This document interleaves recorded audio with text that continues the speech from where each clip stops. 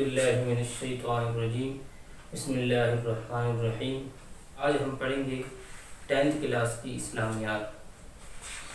یہ 10th class کی اسلامیات بھی 3 حصوں پر مشتمل ہے۔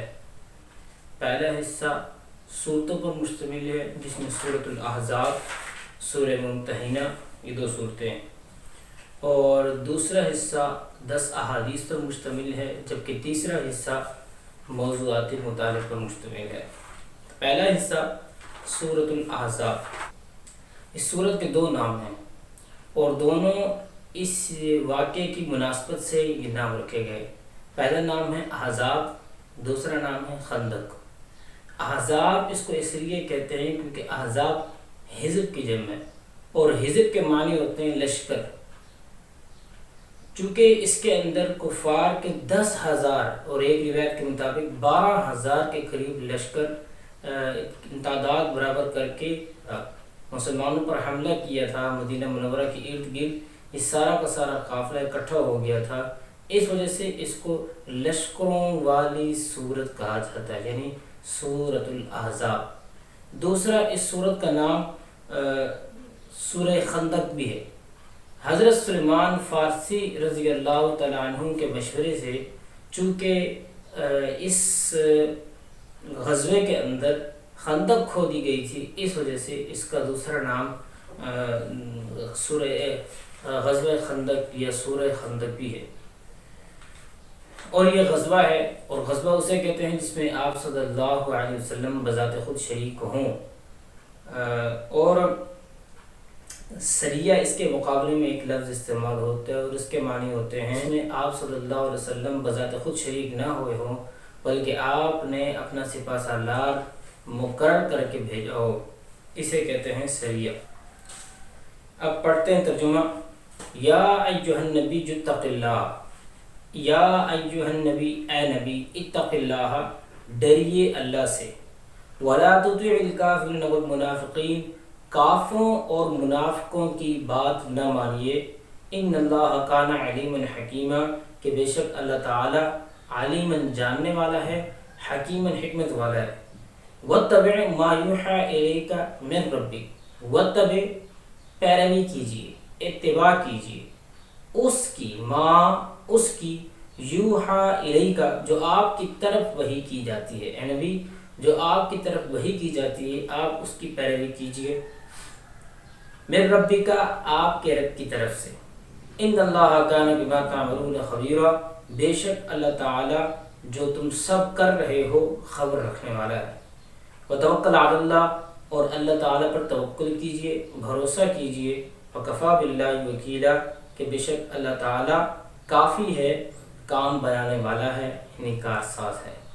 یہاں میں نے لفظی ترجمے کو فوکس اس لیے نہیں کیا کہ آپ لوگ 10th کلاس میں پہنچ چکے ہیں، 9th کلاس میں یہ لفظی ترجمہ کر کے اچھا خاصا ہم ترجمے میں فوکس کر چکے ہوتے ہیں، تو اس لیے ضرورت محسوس میں نے نہیں کی، اس لیے میں با محاورہ ترجمہ میں کرتا چلا جاؤں گا اس پورے سورۃ الاحزاب کا۔ اب سوال کیا ہے؟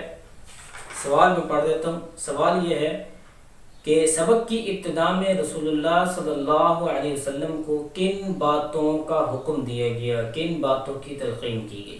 تو جواب یہ ہے کہ سبق کی ابتدا میں رسول اللہ صلی اللہ علیہ وسلم کو 4 باتوں کا حکم دیا گیا۔ پہلا حکم، یا ایھا النبی اتق اللہ، اے نبی اللہ سے ڈریے۔ اب ڈرنے کا معنی کیا ہوتا ہے؟ ڈرنے کا معنی ہوتا ہے اپنے اندر خدا کا خوف پیدا کرنا، یعنی کوئی بھی معاملہ ایسا آ جائے اس کے اندر اللہ کا خوف اپنے اندر پیدا کرنا، یہ ہے ڈر کا لغوی معنی۔ اور ڈر کا اصطلاحی معنی یہ ہوتا ہے کہ رسول اللہ صلی اللہ علیہ وسلم نے جو احکامات دیے ہیں ان کو بجا لانا، اور جن چیزوں سے منع کیا ہے ان سے رک جانا، اور اللہ تعالیٰ کے جو احکامات ہیں انہیں پورا کرنا، اور جن احکامات سے، جن برائیوں سے اگر انہیں منع کیا ہے ان سے بچ کے زندگی بسر کرنا، یہ کہلاتا ہے تقویٰ۔ تو اس لحاظ سے تو حضور صلی اللہ علیہ وسلم کامل اور اکمل تھے کہ آپ صلی اللہ علیہ وسلم کا تو کوئی کام بھی ایسا نہیں ہوتا تھا جس میں تقویٰ کا فرمانا ہو، تو پھر یہاں پر حضور کو کیوں کہا جا رہا ہے کہ اے نبی آپ تقوی اختیار کیجیے؟ یعنی یہ تو یوں ہوا جیسے ایک بندے نے کوئی چیز پہلے ہی سے حاصل کر رکھی ہے، اسے کہا جائے کہ اس کو تم حاصل کر لو۔ ایک بندہ ڈاکٹر بنا ہوا ہے اور اسے کہا جائے کہ کاش تم ڈاکٹر بن جاتے تو اچھا ہوتا، تو ڈاکٹر تو ویسے ہی بنا ہوا ہے، تو پھر دوبارہ اس سے کیا ڈاکٹر بننے کا؟ تو یہاں حضور صلی اللہ علیہ وسلم تو تقوی تو پہلے ہی اختیار کرتے ہیں، تو دوبارہ کیوں کہا جا رہا ہے حضور صلی اللہ علیہ وسلم کو تقوی اختیار کرنے کا؟ تو مفسرین فرماتے ہیں کہ یہاں پر در حقیقت حضور صلی اللہ علیہ وسلم کو شاباشی دے رہے ہیں۔ وہ جیسے کوئی بچہ فرسٹ آ جائے نا کلاس میں، تو اس سے استاد تھپکی دے کر کہتا ہے بچہ لگے رہو، اچھا ہے فرسٹ آیا کرو۔ اب وہ فرسٹ آنا اس مقابلے میں نہیں ہے کہ تم پہلے فرسٹ نہیں آئے اب فرسٹ آؤ، بلکہ اس کا مطلب یہ ہے کہ جس طرح پہلے تم فرسٹ آتے آ رہے ہو بیٹا ایسے ہی مزید بھی فرسٹ آتے رہو۔ تو حضور صلی اللہ علیہ وسلم کو یہاں پر یہ کہا جا رہا ہے کہ یا رسول اللہ آپ نے کبھی بھی تقوی کا دامن ہاتھ سے جانے نہیں دیا، لہذا ایسے ہی آپ مزید آگے بھی اپنی اگلی زندگی کے اندر بھی تقوی کا دامن ہاتھ سے مت جانے دیجیے گا، بالکل ایسے ہی لگے رہیں۔ ایک جواب تو اس کا یہ ہے۔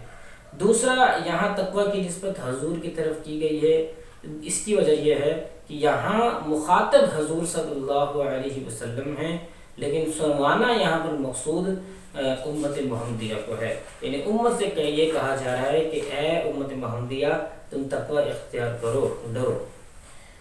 دوسرا حکم یہاں یہ دیا گیا ہے ان آیات میں وَلَا تُطِعِ الْكَافِرِينَ وَالْمُنَافِقِينَ کہ کافروں اور منافقوں کی بات نہ مانیے۔ اب یہاں ہوا یہ تھا کہ ابن جریر نے حضرت ابن عباس رضی اللہ عنہ سے یہ واقعہ نقل کیا ہے کہ کفار کی جانب سے دو شخص، ایک کا نام ولید بن مغیرہ، ایک کا نام شیبہ ابن ربیعہ، یہ دو شخص حضور صلی اللہ علیہ وسلم کی خدمت میں آئے اور کہنے لگے کہ یا رسول اللہ آپ جو دعویٰ کرتے ہیں یعنی ہم بتوں کو چھوڑ دیں، اور آپ یہ دعویٰ کرتے ہیں کہ میں سچا نبی ہوں، اور آپ یہ دعویٰ کرتے ہیں کہ خدا وحدہ لا شریک ہے، آپ ان تمام چیزوں کو چھوڑیے، یعنی آپ یہ دعوت حق جو دیتے ہیں اس کو آپ چھوڑ دیں، ہم آپ کو اس کے بدلے میں مکہ کا آدھا مال دیں گے۔ تو لہذا آپ اپنا دین اسلام کا دعویٰ چھوڑ دیجیے۔ اس پر یہ آیات نازل ہوئی، اللہ تعالیٰ فرما رہے ہیں وَلَا تُطِعِ الْكَافِرِينَ وَالْمُنَافِقِينَ کافروں اور منافقوں کی بات نہ مانیے۔ یہاں بھی وہی چیز ہے کہ آپ صلی اللہ علیہ وسلم کافروں اور منافقوں کی بات مان تو نہیں رہے تھے، لیکن امت محمدیہ کو سمجھانا مقصود ہے کہ جس طرح حضور نے کافروں اور منافقوں کی بات نہیں مانی اور ٹھکرا دیا ان کی بات کو اور اپنے دعوت اسلام میں لگے رہے، ایسے ہی تم پر بھی کڑی مصیبتیں آ جائیں، پریشانیاں آ جائیں اور کفار کی جانب سے طرح طرح کی تکالیف ہوں، لیکن پھر بھی تم لوگوں نے کافروں اور منافقوں کا کہا نہیں ماننا۔ تیسری بات یہ ہے جو اس آیت میں کہی گئی ہے وَاتَّبِعْ مَا يُوحَىٰ إِلَيْكَ مِن رَبِّكَ پیروی کیجیے اس کی جو وحی کی جاتی ہے آپ کی طرف، یعنی آپ کافروں منافقوں کی بات کو چھوڑیے، بلکہ آپ اس انتظار میں رہیے کہ اللہ تعالیٰ کا کیا حکم میری طرف آتا ہے، بس اس کی پیروی کیجیے۔ آخری بات جو یہاں کہی گئی ہے وَتَوَكَّلْ عَلَى اللَّهِ اللہ تعالیٰ پر بھروسہ کیجیے، یعنی اس کا مطلب یہ ہوا کہ کافر جو دھمکیاں دے رہے تھے کہ اگر آپ نے اپنا دعویٰ اسلام نہ چھوڑا تو پھر ہم آپ کو تکلیفیں پہنچائیں گے یا آپ کو شہید کر دیں گے، یہ اس قسم کی باتیں جو کفار کر رہے ہیں، آپ ان کی ان باتوں سے مت گھبرائیے۔ وَتَوَكَّلْ عَلَى اللَّهِ اللہ پر بھروسہ کیجیے، اللہ تعالیٰ اچھا کارساز ہے، اللہ تعالیٰ ان سے نمٹ لے گا، لہذا آپ کو پریشانی کرنے کی ضرورت نہیں۔ تو یہ چار باتیں تھیں۔ پہلی بات تقوی اختیار کیجیے، دوسری بات کفار اور منافقوں کی بات نہ مانیے، تیسری بات وحی کی پیروی کیجیے، اور چوتھی بات اللہ تعالیٰ پر توکل اختیار کیجیے۔